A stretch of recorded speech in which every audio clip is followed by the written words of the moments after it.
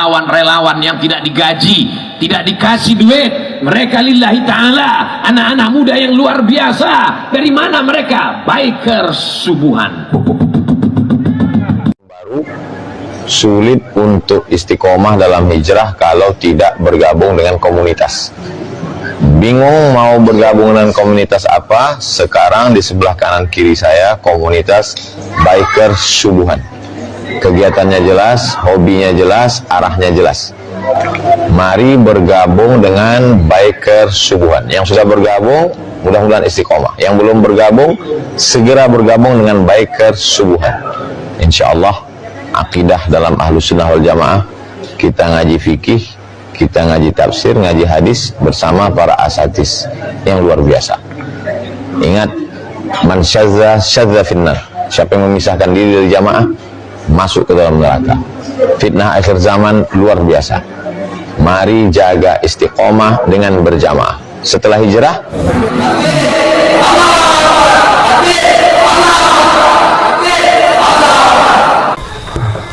bagaimana mungkin hati kita akan mendapatkan limpahan nur hidayah, nur petunjuk, kalau di dalam hati kita itu banyak hijabnya, Bapak Ibu. Contoh, ini contoh banyak contoh Bapak Ibu, asal Bapak Ibu nak muntah dicontoh. Lihat nak muntah dicontoh lah. Nah, lihat. Bapak Ibu beternak ayam. Beternak ayam. Kalau Bapak Ibu beternak ayam atau beternak ayam, ayam di kandang Bapak Ibu tuh banyak, ada 50 ekor. Pokoknya sekandang. Biasanya ayam itu Bapak Ibu masuk dia ke kandang tuh jam 5:30, udah masuk dia tuh, tanpa dihalau ayam itu udah masuk dia. Rupanya Bapak Ibu jam 5 lebih dahulu masuk musang ke dalam kandang ayam tuh. Kira-kira Bapak Ibu mau ndak ayam itu masuk ke dalam kandang tuh? Kenapa tak mau, Pak Imam? Karena ada musang, takut dimakan musang ya. Sekarang bagaimana ayam kita itu bisa masuk ke dalam kandang sesuai jadwalnya? Diapakan musang tuh? Dikeluarkan. Kalaulah keluar musang itu dari kandang ayam, maka pasti ayam itu akan masuk ke kandang itu sesuai dengan waktu kebiasaannya. Artinya Bapak Ibu, lihat nih, paham? Apabila di dalam diri kita Bapak Ibu ada musang di dalamnya, berkeliaran musang di dalamnya, maka hidayah dan petunjuk tidak akan pernah bisa masuk ke dalam hati. Apa sebabnya hidayah, petunjuk tidak pernah masuk ke dalam hati? Karena ada musang di dalamnya. Musang hati itu Bapak Ibu adalah nipak-nipak batin yang ada di dalam hati. Ujub, ria, takbur, dengki, sombong, sok-sok, onge, gibah, namimah, sok rancak, sok ganteng, sok lebay. Itu musang di dalam hati. Kalau ada itu musang di dalam hati, maka selama hidup kita tidak akan pernah ada hidayah masuk ke dalam kulub itu. Ini Allah bilang kepada kita. Allah tidak akan pernah masukkan hidayah itu ke hati kita kalau musang itu ada bertengger di dalam hati. Jadi jalannya, bagaimana cara kita mengusirnya, bagaimana kita cara menghalaunya supaya musang yang ada dalam hati kita itu keluar. Apa kata Nabi? Likulli say'in sakalatun wa sakalatul qalbi zikrullah. Tiap-tiap sesuatu ada alat pembersihnya. Pembersih hati tidak lain berzikirlah kepada Allah. Maka palukanlah kalimah zikir ke dalam hati. Subhanallah, alhamdulillah, Allahu akbar, la ilaha illallah. Andai kata ada musang di dalamnya, tak mengambua tuh Bapak Ibu. Iya. Kalau musang di dalam hati dah keluar, maka disitulah masuk hidayah dan petunjuk. Wa may yu'min billahi yahdi qalbahu yahdillahu linuri may yasha. Apabila hatimu telah bersih daripada musang, hatimu tidak lagi ada musang berkeliaran di dalamnya, yahdi qalbahu, aku bimbing hatimu, kata Allah, aku tunjuki hatimu itu. Kalau hati telah diberi Allah hidayah petunjuk, maka muncul sifat mahabbah, rindu dan bermanja-manja dengan Tuhan. Apa buktinya bahwa Bapak Ibu telah mendapatkan hidayah dan petunjuk? Lihat, bukti bahwa Bapak Ibu telah mendapatkan petunjuk, tidak ada musang. Hati yang sudah mendapatkan hidayah petunjuk, hati ini selalu menyuruh lisan kalau bicaranya yang baik-baik. Kalau hati sudah mendapatkan hidayah dan petunjuk, hati ini akan memberitakan mata kalau memandang pandang kepada yang baik-baik. Kalau hati sudah mendapatkan petunjuk, dia akan menyuruh telinga kalau mendengar-dengar yang baik-baik. Dia akan menyuruh akal pikir kalau berpikir yang baik-baik. Dia akan menyuruh kaki dan tangan melangkah dan meraihlah kepada hal yang baik-baik. Itulah bukti hati telah mendapatkan hidayah dan petunjuk. Ini mesti dibersihkan kalau kita ingin mendapat hidayah dan petunjuk. Makanya pada saat kita telah lahir, ya, sudah lahir kita dari rahim ibu kita, pada saat itulah kita Bapak Ibu mesti mencari jalan pulang dan kembali kepada Allah. Wajib. Kalau kita tidak tahu jalan pulang dan kembali kepada Allah, maka perjalanan pulang setelah mati, maka perjalanan kita gelap Bapak Ibu. Laiba rumah, tapi jalan ke rumah tak nampak loh. Asal kita inna lillahi, asal kita dari Allah, datang dari Allah, wa inna ilaihi rajiun. Ketika pulang tak tahu jalan kepada Allah. Itu yang dikatakan diri yang dalam keadaan zulumat tuh. Mesti dibersihkan. Cari, temui Allah tuh. Nah, kalau kita tidak berilmu, cari guru, cari mursyid. Yang mana guru dan mursyid itu yang bisa menghantarkan kita untuk berliku dan bersua dengan Allah. Carilah mursyid sebagai pewaris Nabi. Cari mursyid pewaris Allah. Mursyid pewaris Nabi dan pewaris Allah adalah mursyid yang telah berjumpa, bersua dan bertatap wajah dengan Allah. Kalaulah mursyid kita telah berjumpa dan bersua dengan Allah, telah bertatap wajah dengan Allah, insya Allah jamaahnya, diri kita pasti akan berjumpa, bersua dan bertatap wajah dengan Allah. Tapi kalau mursyid kita tidak berjumpa, tidak bersua, tidak bertatap wajah dengan Allah, bagaimana mungkin murid dan jemaahnya bisa bersua dan bertatap wajah dengan Allah sedangkan dirinya belum berjumpa dan bersua dengan Allah? Ini yang mesti pahami. Wajib kita berguru. Berguru itu nggak ada batasnya. Apa kata Nabi? Utlubul ilma minal mahdi ilal lahdi. Tuntut ilmu itu dari ayunan sampai mati. Tidak ada menuntut itu sampai tua, sampai bercucu, sampai berubat. Tapi tuntut ilmu itu dari ayunan sampai mati. Le bangok juga baru wajib menuntut ilmu tu. Bangok siap baru Bapak Ibu wajib menuntut ilmu. Jadi tidak ada batasnya dan tidak ada istilah terlambat Bapak Ibu. Selagi kita ini masih ada waktu dan kesempatan Allah berikan kepada diri kita. Makanya supaya berkah ilmu kita, maka beradablah dengan guru. Itu diajarkan. Al-adab fauqal ilmi, al-ilmu qoblal qaul wal amal. Adab itu lebih tinggi daripada ilmu. Berilmulah kamu sebelum kamu berfatwa dan beramal. Sebelum beramal, sebelum kita itu berbicara, hendaklah kita dahulu berilmu. Sebelum berilmu, hendaklah kita ini beradab. Adab perlu Bapak Ibu. Ya. Kita aja melihat orang yang umurnya lebih tua dengan kita mesti beradab. Bagaimana kita itu beradab dengan orang yang lebih tua umurnya kepada kita? Walaupun awakku sarjana, walaupun awak disebut namanya orang surau, gelar awak lah doktor lah profesor, kalau ada dia umurnya lebih tua daripada kita, wajib kita beradab. Di mana letak adabnya? Walaupun dia tidak berilmu, bahwa dirinya lebih dahulu beribadah daripada kita. Dirinya lebih dahulu melaksanakan perintah Allah daripada kita. Dirinya lebih dahulu mengenal Allah daripada kita. Itu adab. Bagaimana adab bapak ibu ketika kita melihat anak kita, cucu kita, atau anak cucu sahabat kita, umurnya jauh di bawah kita, 2 tahun, 3 tahun, 5 tahun. Adab kita bahwa dirinya lebih bersih, dirinya lebih suci dibanding diri kita. Itu adabnya Tuhan. Jadi jangan dianggap remeh anak. Walaupun dia kadang berlari di surau, berlari di masjid, jangan dimarah-marahi bapak ibu. Itulah dunianya. Ya, walaupun dia sholat ini tapi lari-lari itu ngenonggiang ya. Ketahuilah, pandang dengan pandangan batin, pandang dengan pandangan mata hati bahwa dirinya lebih bersih dibanding diri kita. Itu adab.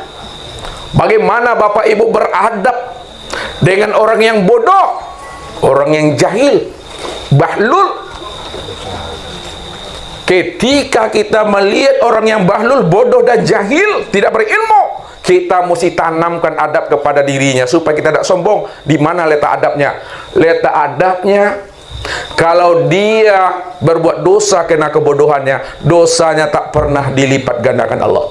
Tapi kalau kita berbuat dosa karena kepandaian kita, karena ilmu kita, karena kealiman kita, maka dosa itu dilipat gandakan oleh Allah kepada kita. Itu adab. Maka al-adab, pokok ilmi, adab itu lebih tinggi daripada ilmu. Bagaimana cara adab diajarkan Nabi? Nah, ini adab. Apa kata Nabi?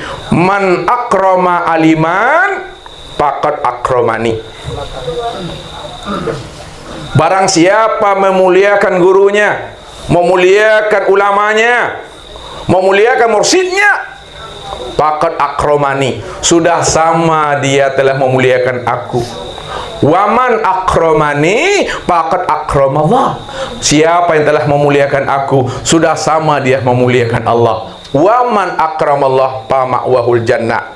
Siapa yang telah memuliakan Allah, beradab kepada Allah, menjunjung tinggi perintah Allah, maka Allah tempatkan kita di dalam surganya. Man zaro aliman faka'annama zaroni.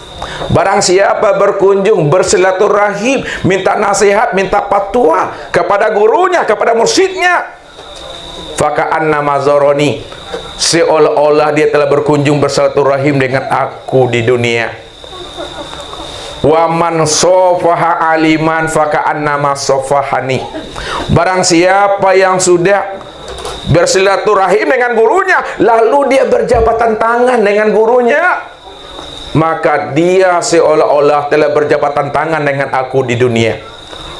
Man jalasa aliman faka'annama jalasani, wa man jalasani fid dunya ajlastuhu ma'i yaumal qiyamah. Siapa yang duduk sehamparan dengan gurunya, minta bimbingan, minta tuntunan, minta dibukakan rahasia-rahasia Allah itu di dalam dirinya, ajlastuhu ma'i yaumal qiyamah, sudah sama dia duduk bersama aku di dunia. Siapa yang duduk bersama aku di dunia, maka di akhirat dia juga duduk sehampar aku seperti 2 jari. Makanya kalau kita ingin mendapatkan rahmat Allah, dapatkan lebih dahulu syafaat Nabi.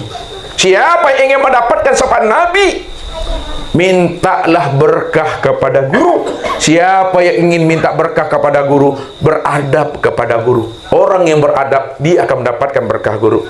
Orang yang mendapatkan berkah guru, di situ dia akan mendapatkan syafaat Nabi. Kenapa? Al ulama warasatul anbiya. Ulama itu pewaris Nabi. Suluh gandang dalam negeri, pai tampik batanya pulang tampik baberito. Siapa yang telah mendapatkan syafaat Nabi, disitulah dia mendapatkan rahmatnya Allah. Makanya kita dituntun oleh Rasulullah. Apa tuntunan Nabi kepada kita? Kun aliman.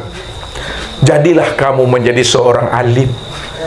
Jadilah kita ini menjadi seorang guru, seorang mursyid, pembimbing rohani untuk anak kita, untuk istri kita, untuk suami kita, untuk umat. Kalau kita belum mampu menjadi seorang alim, seorang mursyid rohani yang bisa menghantarkan rohani umat kepada Allah, au muta'aliman, jadilah kamu menjadi santri, belajarlah baik-baik, sungguh-sungguh. Belajar Ustaz, Tak pandai nulis Ustaz, tak pandai pula baca Ustaz. Kalau kita tidak pandai menulis, tak pandai kita ini membaca, kata Nabi yang ketiga, mustami'an, hendaklah kamu dengar kata guru itu baik-baik, dengar kata mursyid itu baik-baik. Bagaimana mendengarnya Ustaz? Telingolah pakak lu Ustaz dah. Lah pakak-pakak badak nak jalin dah. Kalau kamu ingin belajar, telinga bermasalah. Yang keempat kata Nabi, muhibban ilaihim, cintai gurumu, cintai mursyidmu, sayangi mursyidmu, perhatian dengan dirinya. Lalu makan guru, lalu makan guru, kok merokok guru tu ahli hisabnya, baliannya. Begitu kok sakit juga. Itu yang mesti perhatikan. Walaupun kita tak pandai nulis, tak pandai baca, tak ingat tuli dan peka, tapi karena kita beradab dengan dirinya, disitulah kita mendapatkan berkahnya. Mendapatkan berkahnya itulah yang akan menghantarkan kita mendapatkan syafaat Nabi, karena dia adalah ulama warasatul anbiya. Baru muncul adab itu. Kalau ingin dibimbing rohani itu sampai berjumpa Allah, maka wajib kita Bapak Ibu mengenal Allah. Setelah kita paham dan mengerti mana yang diri kita yang sebenarnya, lihat diri kita tadi, Ustaz bilang tadi, ada diri yang zahir, ada pula diri yang batin. Diri yang zahir ini namanya diri yang KW, namanya Bapak Ibu, KW. KW ini tahu? Yang palsu, yang ori, ruh ini yang ori ini Bapak Ibu. Ini yang ori ini ya. Ruh itu diri yang ori, yang sesungguhnya. Inilah yang diri Bapak Ibu nih. Ini yang berbaiat kepada Allah, ini yang bersumpah kepada Allah, ini yang berjanji kepada Allah. Sebelum ruh itu dibungkus oleh tubuh jasmani, dia telah melihat dan menyaksikan Allah. Disitulah dia berbaiat kepada Allah. Apa kata Allah kepada ruh? Alastu birabbikum, bukankah aku ini adalah Rabbmu? Bukankah aku ini adalah Tuhanmu? Maka ruh ini memberikan jawaban kepada Allah. Qalu bala syahidna, benar ya Allah, Engkau adalah Rabbku ya Allah, aku yang bersaksi ya Allah. Ketika kita telah mengakui antara Rabbi wa ana abduka, Engkau adalah Rabbku dan aku adalah hambamu ya Allah, ketika itulah ruh itu Bapak Ibu bersahadat. Di situ duduknya. Jadi Bapak Ibu sudah bersahadat. Ketika itu Bapak Ibu kita bersahadat, asyhadu an la ilaha illallah wa asyhadu anna Muhammad Rasulullah. Asyhadu an la ilaha illallah ini disebut namanya syahadat tauhid. Wa asyhadu anna Muhammad Rasulullah ini disebut namanya syahadat Rasul. Siapa yang menyebut syahadat tauhid, siapa pula yang mengatakan syahadat Rasul. Lihat bahwa ruh inilah yang mengucapkan dan melapaskan syahadat tauhid. Asyhadu an la ilaha illallah, aku bersaksi tidak ada Tuhan yang wujud dan yang nyata, melainkan yang wujud dan nyata itu hanyalah Allah semata-mata. Itu kata ruh. Lalu apa pula kata Allah kepada diri kita? Allah juga bersaksi, wa asyhadu anna Muhammad Rasulullah, aku bersaksi bahwa engkau adalah Muhammad, hamba dan utusan aku. Inilah yang saksi menyaksikan. Ya, dua yang tiada berpisah, dua yang tiada berbeda, namun hakikatnya satu.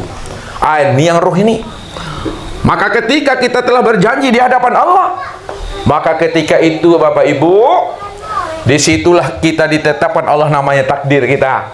Apa takdir yang Allah tetapkan kepada kita sebagai janji kita? Pertama, langkahmu. Yang kedua, rezekimu. Yang ketiga adalah pertemuanmu. Dan yang keempat adalah mautmu. Ketika itu kita mengatakan sami'na wa ta'na, kami dengar dan kami jalani ya Allah. Maka dua hal yang mesti kita jalin dalam hidup. Pertama, menjalankan takdir sebagai ketetapan dan ketentuan Allah pada diri kita. Jalani itu dengan baik, dengan sabar, istiqomah. Yang kedua, terimalah takdir itu sebagai bentuk kasih sayangnya Allah kepada diri kita. Maka setelah kita memahami itu, disitulah kita betul-betul bisa tunduk dan patuh kepada Allah pada saat kita mau mengenali ruh ini sebenarnya Bapak Ibu. Lihat siapa ruh. Ruh itu kan diri kita yang ori. Ruh inilah yang disebut namanya Nur Muhammad. Lihat, ruh itu yang disebut namanya Nur Muhammad.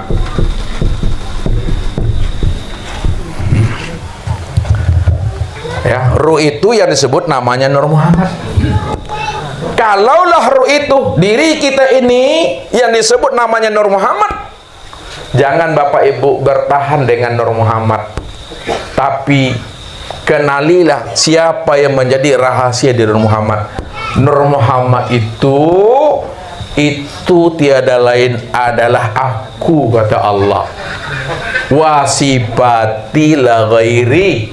Nur Muhammad itu sifatku, sifatku itulah sebenar-benarnya aku, kata Allah. Itulah maksudnya. Siapa yang telah mengenal ruhnya, siapa yang telah mengenal Nur Muhammad pada dirinya, ketika itu dia telah menyaksikan, berjumpa dan bersua dengan Allah. Ini Allah katakan, qad ja'akum rasulun min anfusikum, telah datang kepada kamu seorang rasul dari dalam dirimu sendiri. Seorang rasul yang datang, yang terbit di dalam diri kita sendiri. Itu maksudnya ruh tadi yang dikatakan rasul. Rasul itu yang dikatakan Muhammad. Muhammad itu tiada lain tempat nyatanya memandang aku, kata Allah. Disitulah kita tidak berjarak dengan Allah. Wa huwa ma'akum aina ma kuntum. Aku selalu beserta dirimu. Beserta yang bagaimana maksudnya?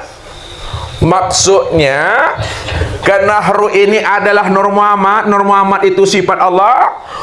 Di ruh inilah dipertaruhkan Allah sifat yang 7, Bapak Ibu. Ruh ini dipertaruhkan Allah sifat yang 7. Sama, basar, kalam, ilmu, kodrat, iradat, dan hayat. Itu maksudnya. Bersama Allah itu maksudnya bersama samanya, basarnya, kalamnya, ilmunya, kudratnya, iradatnya, dan hayatnya. Itu yang katakan bahwa diri kita ini adalah rahasia daripada dirinya. Al-insanu siri wa anasirahu. Dirimu adalah rahasiaku dan dirikulah yang menjadi rahasia dirimu. Disitulah kita dengan Allah tidak berjarak, Bapak Ibu. Maka kenalilah ruh itu siapa. Siapa yang telah mengenali ruhnya? Ruh itu adalah Nur Muhammad. Nur Muhammad itu tiada lain aku, kata Allah.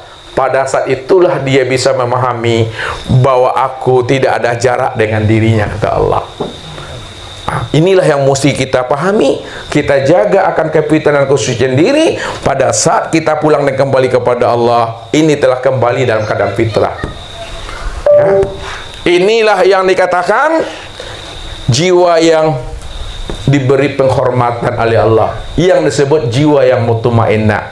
Ya ayyatuhan nafsul mutmainnah. Hei jiwa yang suci, hei jiwa yang tenang, irji'i ila rabbiki radiyatan mardiyah fadkhuli fi ibadi wadkhuli jannati. Kembalilah kamu kepadaku dan masuklah kamu dalam kelompokku, komunitas aku. Komunitas Allah itu para nabi, para rasul, para aulia ilah. Siapa yang telah menjadi komunitas aku, telah menjadi keluarga robbani, keluarga Tuhan, wadkhuli jannati, maka masuklah kamu ke dalam surga aku, kata Allah. Itu yang selamat tuh. Maka ketika itulah kita sholatnya baru nyaman, Bapak Ibu. Itu yang sholat yang sudah mengingat. Sebab sholat kita kalau tidak mengingat, akan berbahaya. Ya. Ini lihat. Sholat khusyuk itu, Bapak Ibu, kalau kita sudah tahu dengan diri kita, Maka disitulah nikmatnya sholat itu. Nah, kita lihat. Nah, yang terlibat pada diri Bapak Ibu di dalam sholat itu 3. Nih 3 Ustaz bukaan. Ya, ingin mencapai sholatnya khusyuk nih. Ya, yang terlibat pada diri kita itu sholat 3 nih. Yang pertama tubuh,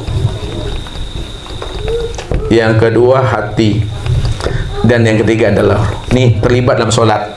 Lihat tadi sholat nak pakai tubuh lihat sholat nak pakai hati tadi. Lihat sholat nak pakai roh. Jadi ketiga-tiganya Bapak Ibu terlibat di dalam sholat. Kalaulah tubuh terlibat dalam sholat, hati terlibat dalam sholat, ruh terlibat dalam sholat, lalu bagaimana khusyuknya tubuh di dalam sholat? Bagaimana khusyuknya hati di dalam sholat? Bagaimana pula khusyuknya ruh di dalam sholat? Khusyuknya tubuh di dalam sholat itu adalah tenang dan menikmati. Apa kata Nabi? Sallu kama ra'aitumuni usolli. Sholatlah kamu sebagaimana kamu menyaksikan akan aku sholat. Kenapa Nabi mengatakan begitu? Ketika Rasulullah Bapak Ibu ya melihat seseorang sholat, lalu setelah itu seseorang tadi memberikan salam kepada Rasulullah. Assalamualaikum ya Rasulullah. Waalaikumsalam kata Rasulullah. Setelah Nabi memberi jawaban salam kepada pemuda tadi, namanya ya Az-Zuraqi, ya Rafi Az-Zuraqi namanya. Apa kata Nabi? Hai Rafi, irji fasalli fa innaka lam tusalli. Wahai Rafi, ulangi solatmu karena sebenarnya kamu belum solat. Lalu diulangi lagi solatnya. Setelah dia selesai solat, lalu dihampinya Rasulullah. Assalamualaikum ya Rasulullah. Waalaikumsalam. Apa kata Nabi? Irji fasalli fa innaka lam tusalli. Ulangi lagi solatmu hai Rafi karena sebenarnya kamu belum solat. Ulang lagi Bapak Ibu sampai 3 kali dia mengulangi solatnya. Setelah itu dihampinya Rasulullah. Lalu apa kata Rasulullah? Irji' fasalli fa innaka lam tusalli. Ulangi lagi solatmu hai Rafi karena kamu sebenarnya belum solat. Ketika itulah Rafi itu membantah, kata Rasulullah, ya Rasulullah, solat yang seperti apa lagi ya Rasulullah? Bukankah aku ini solat engkau yang perintahkan ya Rasul? Telah aku ulang solatku ya Rasulullah sampai 3 kali. Bahkan sepanjang hidupku ya Rasul, inilah solat yang pernah yang aku lakukan yang terbaik sepanjang hidupku ya Rasulullah. Inilah solat yang terbaik yang pernah aku lakukan selama ini ya Rasul. Karena engkau menyuruh aku solat. Tapi setelah aku solat, engkau bilang juga aku belum solat ya Rasulullah. Ya, solat yang seperti apa lagi ya Rasulullah? Apa kata beliau? Alimni ya Rasul. Ajari aku ya Rasulullah. Kalau memang aku belum solat, solat yang bagaimana menurut engkau ya Rasulullah? Lalu diajarilah oleh Rasulullah. Wahai Rafiq, apabila engkau telah berdiri tegak betul. Kau berdiri namanya Bapak Ibu. Tegak betul itu duduknya di hakikat. Atau nyawa sia yang menyembah, sia pula yang disembah. Apa buah persembahan? Di mawa tagaknya menyembah tuh. Apabila kamu sudah berdiri tegak betul Rafiq, maka takbirlah engkau. Di dalam takbir ada tumak nina. Kemudian baca Al-Fatihah. Baca surat yang mudah kamu membacanya. Iqra'u ma tayassaru minal Qur'an. Baca oleh Rafiq ayat Al-Qur'an yang mudah kamu menghafalnya. Tak bisa panjang baca Yasin, Allah Akbar, cukup mah. Panjang juga Yasin. Nun, Allahu Akbar. Jadi itu. Setelah itu Rafiq, setelah kamu baca Al-Fatihah dan ayat, ruku kamu, di dalam ruku ada tumak nina. Apabila diletakkan di punggungmu hai Rafiq gelas yang berisi air, maka gelas yang berisi air yang diletakkan di punggungmu tidak terbayak, tak tumpah begitu datar-datar air. Lalu kamu i'tidal Rafiq. Setelah kamu i'tidal harofi, di dalam i'tidal ada tumaknina. Lalu kamu sujud, dalam sujud ada tumaknina. Lalu kamu duduk, dalam duduk ada tumaknina.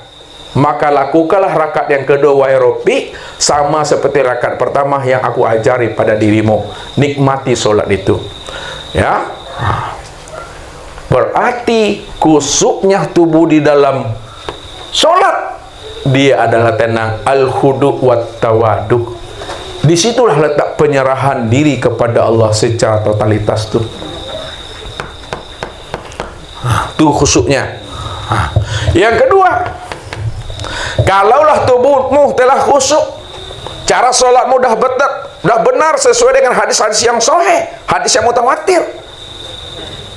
Kemudian hatimu juga terlibat dalam solat. Kalau hati kita terlibat dalam solat, bagaimana khusuknya hati di dalam solat? Apa kata Nabi?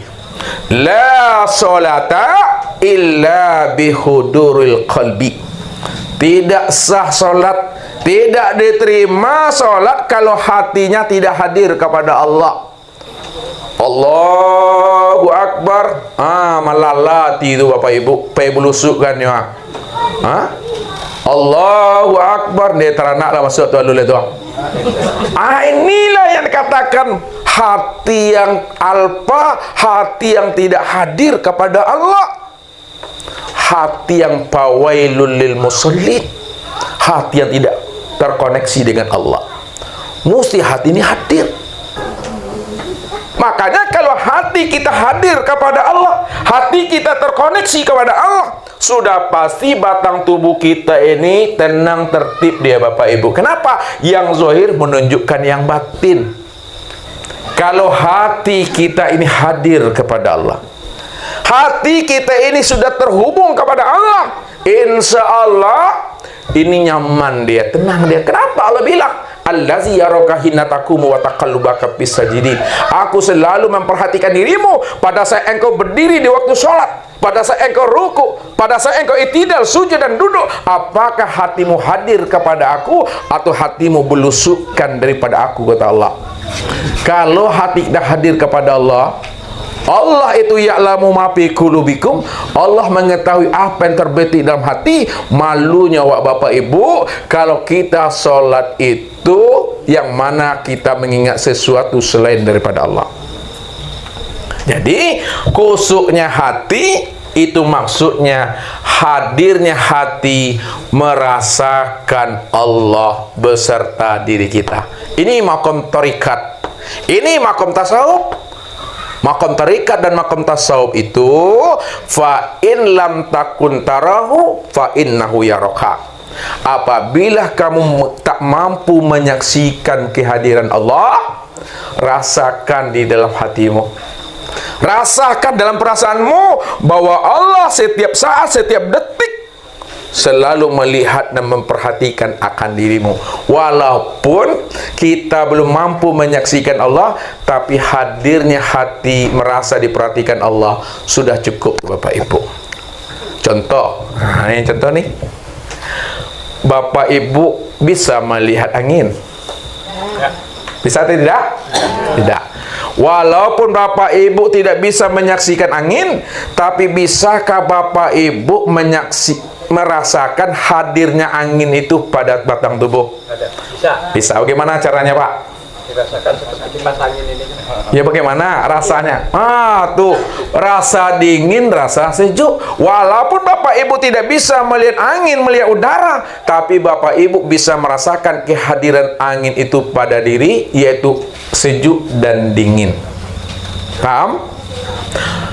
Kalaupun Bapak Ibu belum mampu menyaksikan Allah pada diri, tapi Bapak Ibu sudah bisa merasakan kehadiran Allah pada diri.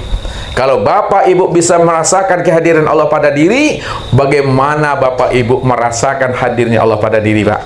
Jadi rasa Allah itu dingin, sejuk, amis, hambar, pahit, kelat, asin.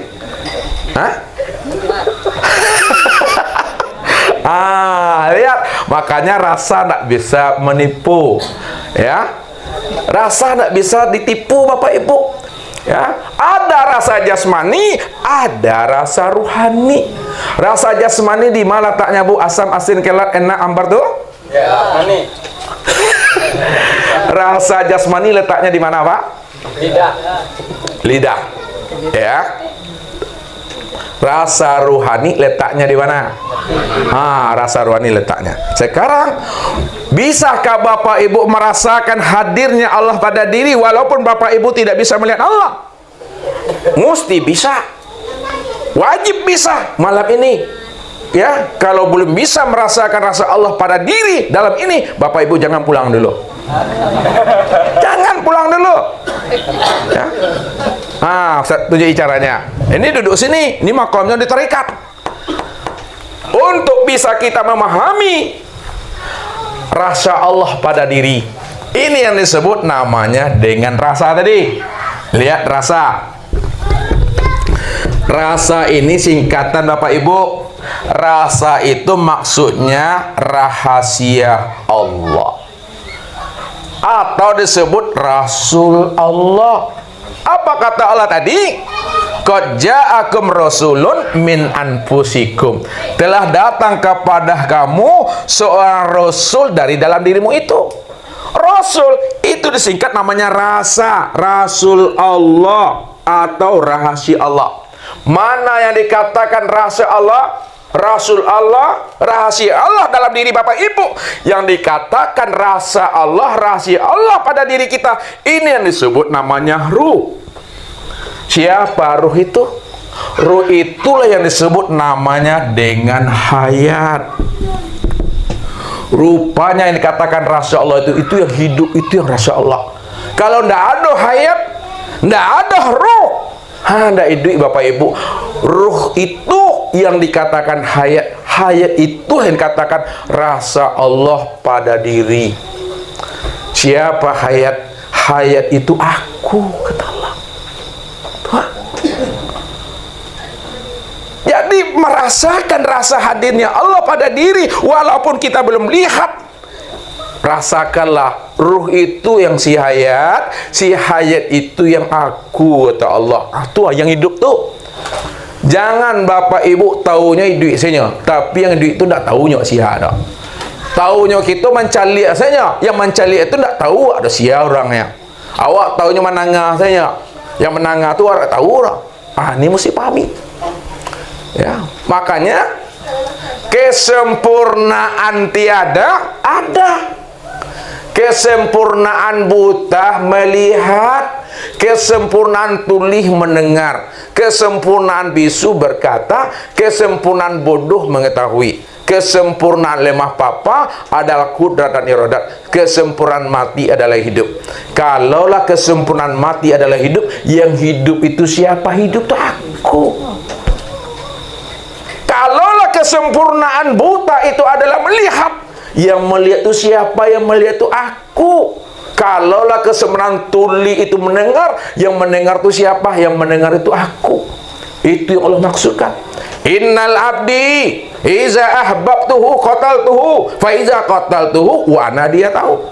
Sesungguhnya hambaku apabila dirinya telah aku cintai, dirinya telah aku sayangi, qataltuhu, aku yang akan bunuh dirinya. Aku bunuh dirinya, aku fanakan dirinya, aku hapuskan dirinya, aku hilangkan rasa keakuan dirinya yang merasa dirinya yang wujud. Aku hilangkan rasa keakuan dirinya yang merasa dirinya melihat dan mendengar, berkata, mengetahui, berkuasa, berkehendak dan hidup. Ketika telah aku hapuskan rasa wujud keakuan dirinya yang merasa hidup, wa ana dia tahu, maka akulah pengganti daripada dirinya yang telah aku matikan. Kalau aku pengganti dirinya yang telah aku matikan, maka yang wujud itu aku, yang melihat dan mendengar itu aku, yang berkata mengetahui hidup itu aku. Allah pasang badan Bapak Ibu. Disitulah Bapak Ibu paham bahwa diri Bapak Ibu la haula wala quwata illa billah. Mana yang diri la haula, mana yang diri illa billah. La haula wala quwata, diri yang tidak ada daya dan upaya. Inilah yang jasmani ini yang diri yang zahir. Yang kawin ya. Yang kawin ini diri yang la haula wala quwata. Tidak ada daya dan upaya untuk melihat, mendengar, berkata dan hidup yang illa billah, melainkan hanya Allah. Allah itu yang illa billah pada diri. Ini yang disebut namanya dengan ruh. Ruh itu yang dikatakan hayat. Hayat itu aku. Maka pada saat kita telah merasakan akan kehadiran Allah pada hati, pada rasa, itu namanya Bapak Ibu telah khusyuk namanya. Itu rasa tu Bapak Ibu. Tapi lu menengok lagi dah. Belum melihat, tapi sudah bisa merasakan hadirnya Allah itu pada diri. Kemudian yang terakhir Bapak Ibu, kalaulah ruh ini khusyuk di dalam solat, bagaimana khusyuknya ruh dalam solat? Khusyuknya ruh dalam solat, dia betul-betul sudah menyaksikan yang dia sembah. Dia telah menyaksikan yang dia ingat, bahwa sesungguhnya yang dia ingat, yang dia sembah, dia telah melihat. Inilah maqam tauhid. Apa kata Allah melalui nabinya? Anta'budallah ka'annaka tarahu. Sembah olehmu Allah seolah-olah kamu melihat Allah. Itu arti terjemah itu. Maknanya, sembahlah olehmu Allah sebenar-benarnya kamu menyaksikan Allah. Siapa solatnya tidak menyaksikan Allah, batal. Man nazara ila say'in malam yarallah fihi fahuwa batil. Siapa yang melihat sesuatu pada tubuhnya, pada rohnya, pada dirinya, lalu dia tidak mampu memandang Allah pada dirinya, fahuwa batil, itu pandangan yang berdosa. Kalau itu sudah dikatakan pandang berdosa, maka solatnya batal. Ini yang dimaksud oleh Allah. Buka surah Al-Hijr ayat 99. Kalau tidak salah betul tu Bapak Ibu. Apa kata Allah? Nah, ini lihat. Wa'bud rabbaka hatta ya'tiyakal yakin. Sembahlah Rabbmu hatta ya'tiyakal yakin, sehingga betul-betul terbit di dalam hatimu, terbit di dalam ruhanimu, terbit di dalam rahasia dirimu suatu keyakinan.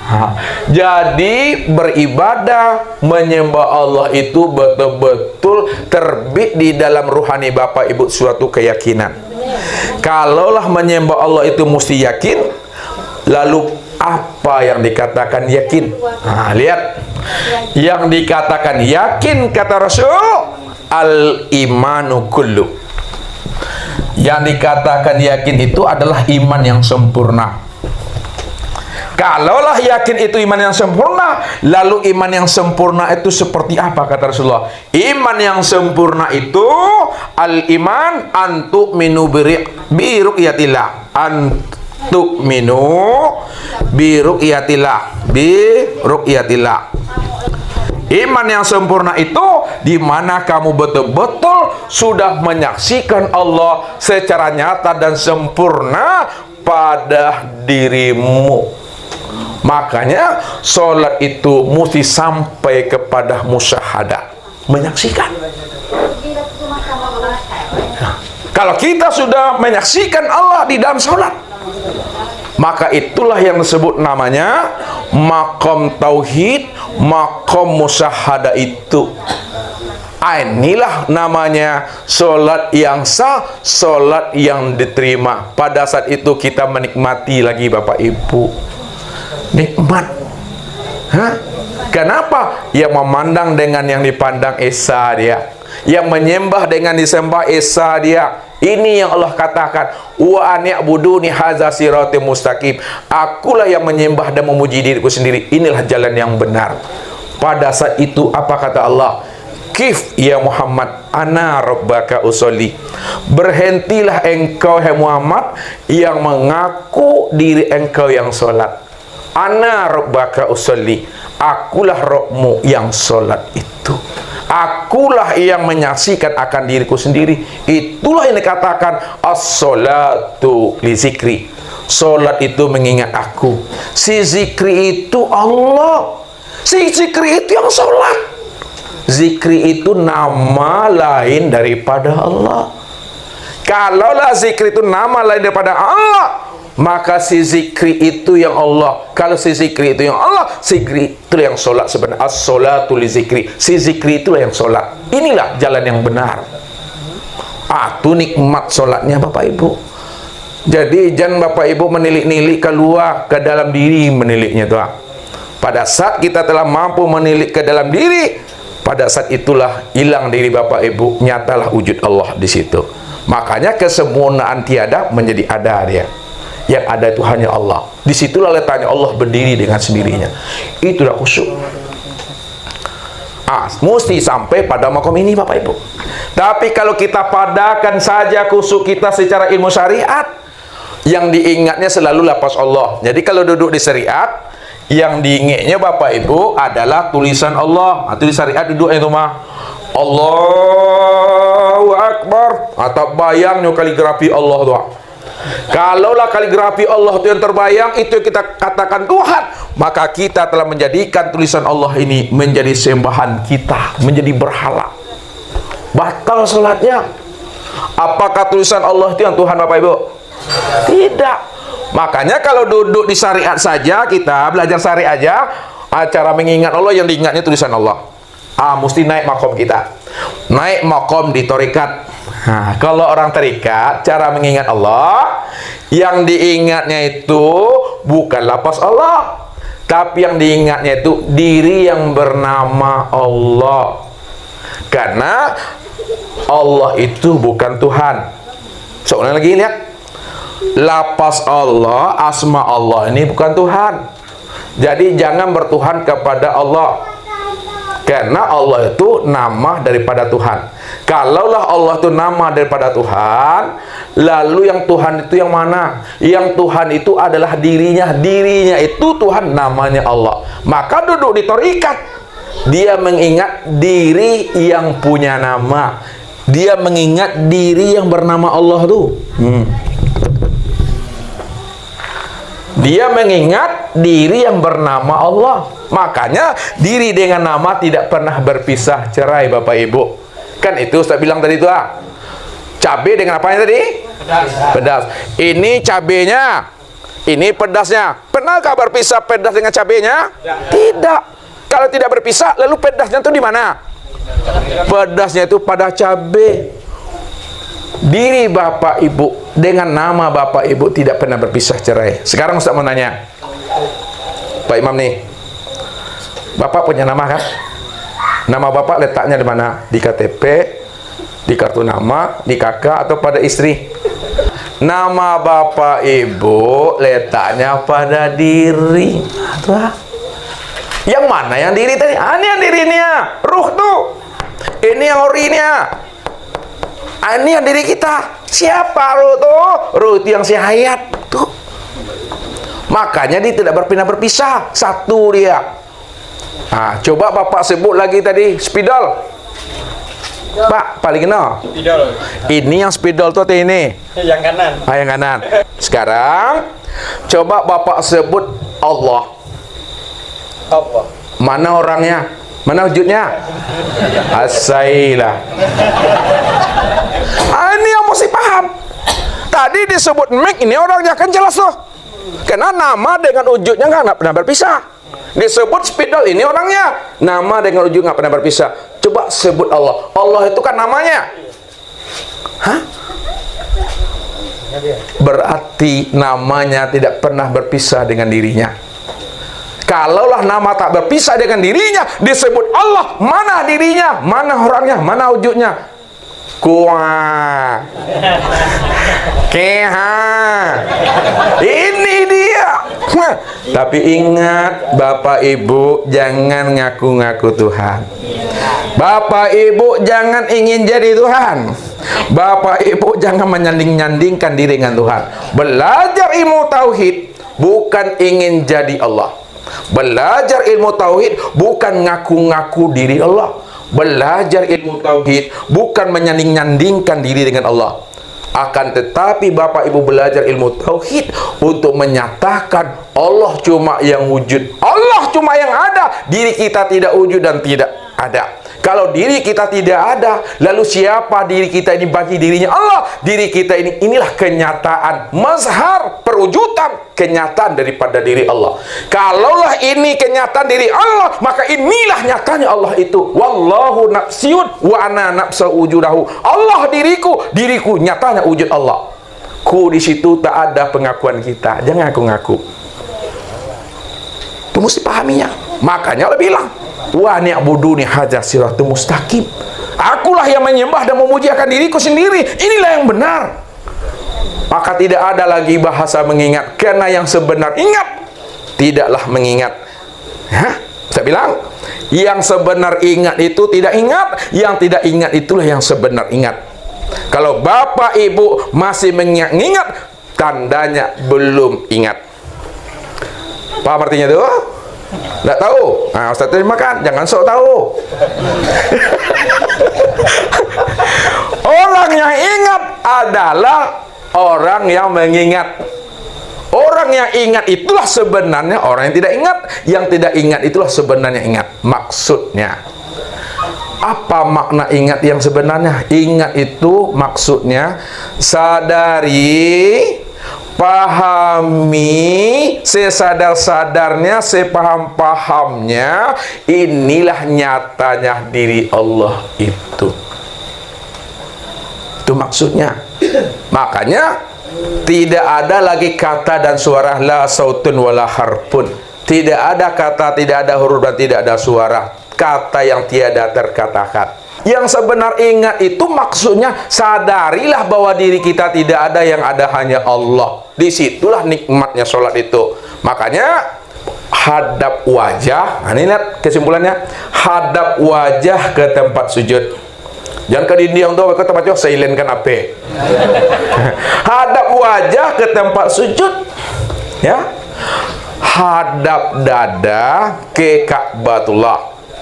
Mulut membaca ayat, telinga mendengarkan bacaan ayat, akal pikir mengontrol dan mengawasi apa yang dibaca oleh mulut, apa yang didengar oleh telinga, dan apa yang diperbuat oleh anggota tubuh, mulai dari takbir sampai salam.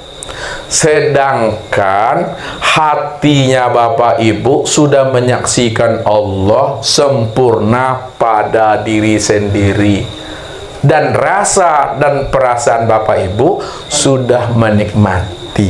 Allah itulah yang menikmati dirinya dengan kelakuan dan sifatnya sendiri. Itu maksudnya Allahu Akbar. Itu maksudnya nikmati sholat Allahu Akbar. Nikmati. Makanya mesti tahu kita kiblat itu yang mana. Kiblat tubuh itu ke fi'il Allah. Kiblat hati ke asma Allah. Kiblatnya ruh kepada sifat Allah. Kiblatnya sir kepada zat Allah. Zat Allah, sifat Allah, asma Allah, dan af'al Allah sudah nyata pada insan. Makanya insan ini disebut rahasia Allah. Kenapa diri Bapak Ibu disebut rahasia Allah? Karena diri Bapak Ibu tempat sempurnanya memandang zat, sifat, asma, dan af'al Allah. Itulah maksudnya kiblat itu. Pahamilah kiblat secara zahir, pahamilah kiblat secara batin. Ini yang terjadi pada masa Rasulullah. Pada saat sahabat hijrah mengikuti Rasulullah, maka pada saat itu sahabat belum sholat isya Bapak Ibu, ya, kena kegelapan malam, mereka pun ingin mendirikan sholat. Kata sebagian yang lain, kiblat arah ke barat. Enggak, kiblat ke timur. Disitulah mereka punya ijtihad masing-masing. Ada yang ke barat sholatnya, ada yang ke timur arah sholatnya. Karena gelap. Pada saat itu terbagi dua kelompok tadi. Setelah sholat, mereka lanjutkan perjalanan sampai di Madinah. Maka mereka pun curhat dengan Rasulullah. Ya Rasulullah, kami sholat Isya tapi kami nggak tahu arah kiblat itu ke barat atau ke timur. Maka sebagian kami ada yang sholatnya ke barat, ada yang ke timur. Disitulah turunnya firman Allah, walillahil masyriq wal maghrib fa ainama tuwallu fasamma wajhullah. Barat dan timur aku yang punya, kata Allah. Kemanapun kamu hadapkan wajahmu, ke barat itu wajahku juga, ke timur itu wajahku juga. Apa maksudnya ke barat dan timur wajahku juga? Karena barat dan timur wajahku ke sini menghadapnya. Bapak ibu menghadap ke barat, ini yang kiblat Tuhan. Hadap ke timur, ini yang wajahku. Hadap ke utara, ini yang wajahku. Hadap ke situ, ini yang wajahku. Ini maksudnya. Bagaimanapun bapak menghadap sama ustadz, bapak ibu duduknya di kiblat. Ke sana hadapnya kiblat, ke situ kiblat secara makna hakikat. Maka hiduplah kita selalu di dalam kiblatnya Allah. Makan kiblat, minum ke kiblat. Maksudnya apa? Kiblat Allah tuh memandang kepada dirinya, dirinya nyata pada insan. Insan ini tempat memandang zat. Zat itu rahasia bagi manusia. Sifat Allah ruh bagi insan. Asma Allah hati pada insan, afal Allah itu tubuh pada insan. Maka kumpulan tubuh, hati, ruh, sihir, ini disebut wujudullah. Kumpulan fi'il, asma, sifat dan zat, ini disebut wujud Allah. Ini dia. Ini yang dikatakan wajah Allah. Ini wajahtu wajahiyah. Aku hadapkan wajahku kepada wajahnya Tuhan. Wajah yang mana? Wajahku itu wajah Muhammad, wajahnya Allah. Itu tempat memandangnya kepada wajahku yang bernama Muhammad. Siapa yang sudah mampu memandang Muhammad pada dirinya, sudah terpandang wajah Allah. Karena wajah Allah itu sudah nyata pada Muhammad. Disitulah Rasulullah mengatakan kepada Umar, wahai Umar, man ro'ani faqad ro'aul haq. Wahai Umar, apabila engkau mampu memandang diriku, sudah sama kamu memandang Allah pada diriku ini. Apa maksudnya? Apa kata Rasulullah? Wahai Umar, apabila engkau telah betul-betul memandang Nur Muhammad, Nur Muhammad itu sudah jadi batang tubuhku, Nur Muhammad itu sudah menjadi rohku. Siapa yang sudah mampu memandang Nur Muhammad, sudah jadi tubuh dan rohku, sudah sama kamu memandang Allah. Karena Muhammad itu adalah kenyataan untuk memandang wajahnya Allah. Khalaqtuka li ajli. Aku jadikan dirimu tempat memandang nyatanya aku, karena akulah yang wujud dan nyata pada dirimu. Anta ana, ana anta. Itulah makna kul huwallahu ahad. Hei Muhammad, engkau itu aku itu engkau. Maka disitulah Allah mengatakan, Allah itu namaku, Muhammad itu wujudku, Adam itu rupaku, insan itu rahasiaku. Aku yang menanggungnya, menanggung zatnya aku, sifatnya aku, asmanya aku, afalnya aku. Ini yang wujud qiyamu binafsihi. Ku laba parang ustaz ku mah, laba sorak-sorak namo mah. Ndak jo mengerti le Arab bab saya kan nyampen le itu mah. Ini saja Bapak Ibu yang dimuliakan Allah. Kalau ada doa bertanya silakanlah Bapak Ibu. Assalamualaikum warahmatullahi wabarakatuh. Allahu Rabbi wal Islam dini wa Muhammadan Rasulullah.